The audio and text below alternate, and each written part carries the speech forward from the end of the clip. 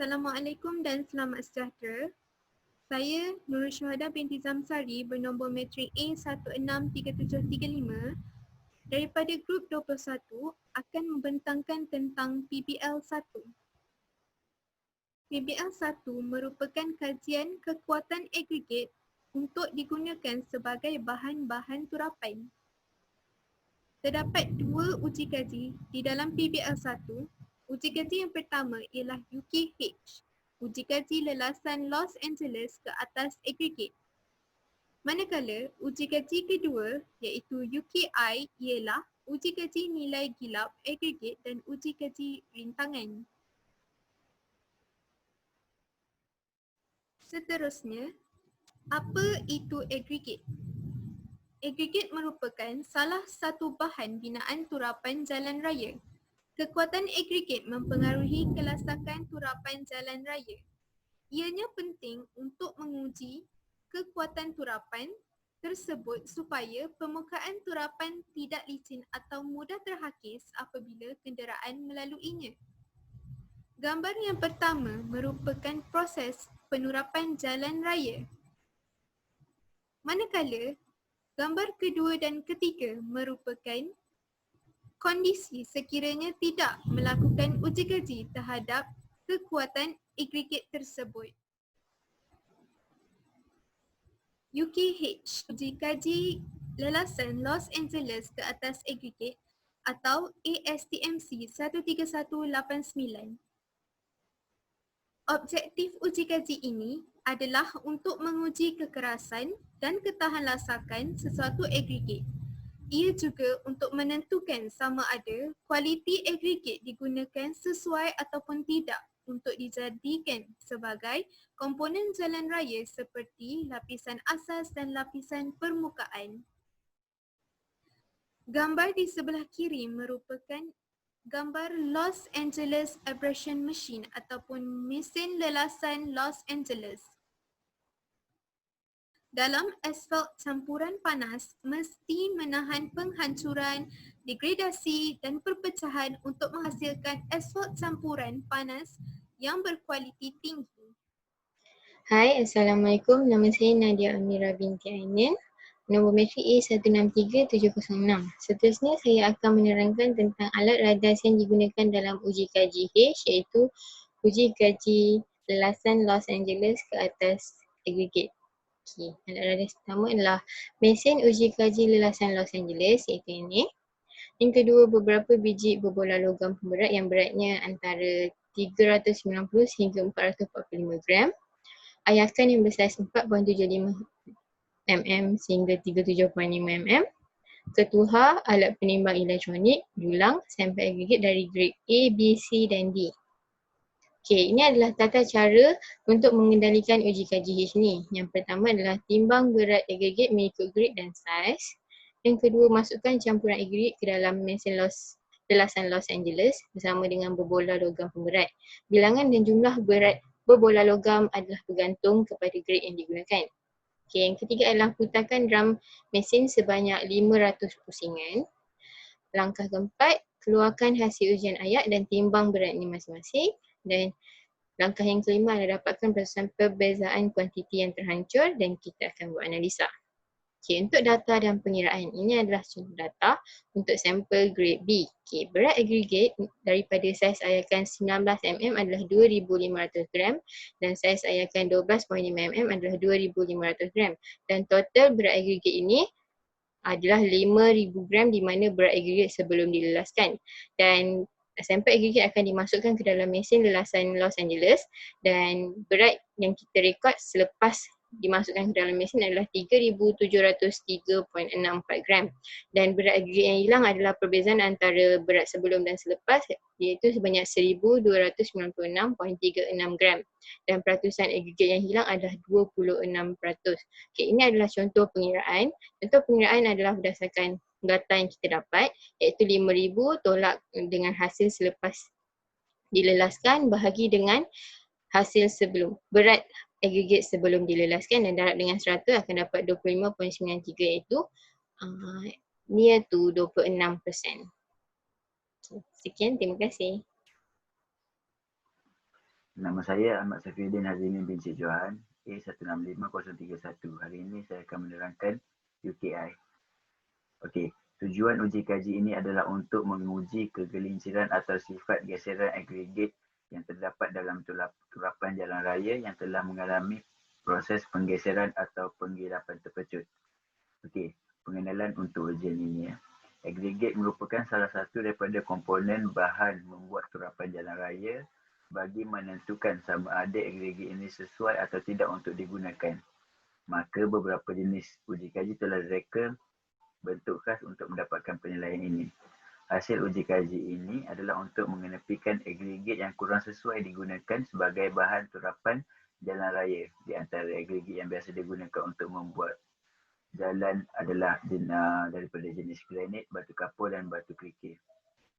Okey, antara alat radas untuk UK ini adalah sampel agregat, penyaring standard British, acuan penyediaan spesimen, eksposi A dan B, pasir halus, gris dan sepatu. Assalamualaikum dan salam sejahtera. Saya Ahmad Nazri bin Tajul Arifin, nombor matrik A166409. Saya akan membentangkan tentang kaedah uji kaji untuk UKI iaitu uji kaji nilai gilap agregat dan uji kaji rintangan kelinciran. Terdapat 3 kerja untuk uji kaji ini, iaitu yang pertama adalah penyediaan sampel kajian. Untuk penyediaan sampel kajian, kita perlu ayak untuk mendapatkan saiz agregat yang melepasi ayakan bersaiz 95 mm dan tertahan pada ayakan bersaiz 6.3 mm. Sapukan gris pada acuan dan susun agregat tersebut hingga penuh, iaitu di antara 40 hingga 60 butir agregat. Ruang kosong yang terdapat di antara agregat tersebut hendaklah diisi dengan pasir halus. Campurkan epoksi A dan B pada kadar nisbah 2:1 dan kemudian disapukan campuran ini ke atas permukaan agregat sehingga penuh atau padat.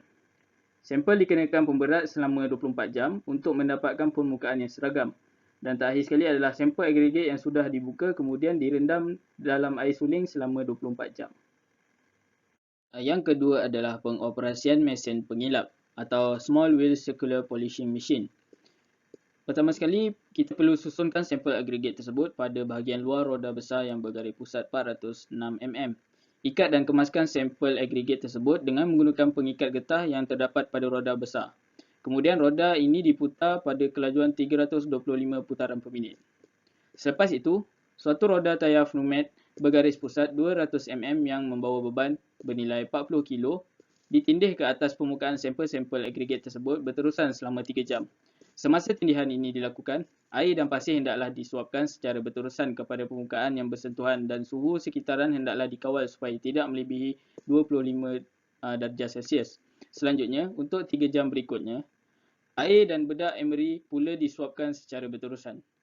Setelah 6 jam berlaku, maka selesailah uji kaji nilai gilap agregat. Kebiasaannya, uji kaji ini akan memerlukan sebanyak 2 hingga 4 sampel agregat kawalan dan 4 hingga 8 sampel agregat yang akan diuji. Kaedah terakhir adalah pengoperasian alat uji kaji rintangan kelinci mudah alih. Sampel-sampel agregat tadi diuji pula dengan alat penguji rintangan kelinci mudah alih. Kadar gilapan agregat yang terhasil boleh ditentukan dan ia boleh diukur dalam bentuk pekali geseran permukaan tersebut. Bacaan yang dihasilkan oleh alat penguji rintangan kelinci ini adalah merupakan pekali batu tergilap agregat tersebut.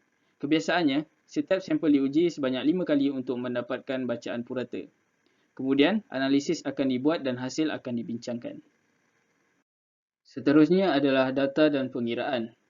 Dalam uji kaji ini, kita menggunakan 3 sampel dan sebanyak 5 bacaan PSV akan diambil untuk setiap sampel. Jadi, untuk bacaan pertama, purata bacaan sampel adalah 55.6 dan untuk sampel kedua adalah 53.6 dan bacaan sampel ketiga adalah 55.6.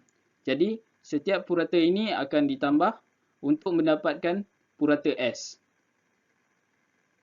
Dan seterusnya adalah untuk control sampel atau control stone. Kita menggunakan 3 sampel juga dan kita akan mengambil sebanyak 5 bacaan PSV. Dan seperti sebelumnya, nilai bacaan itu akan dipuratakan dan bacaan purata sampel pertama adalah 56.6, sampel kedua adalah 54.4 dan sampel ketiga adalah 56.6. Dan ketiga-tiga sampel purata ini akan ditambah untuk mendapatkan average C. Maaf, satu kesilapan di sini adalah average C.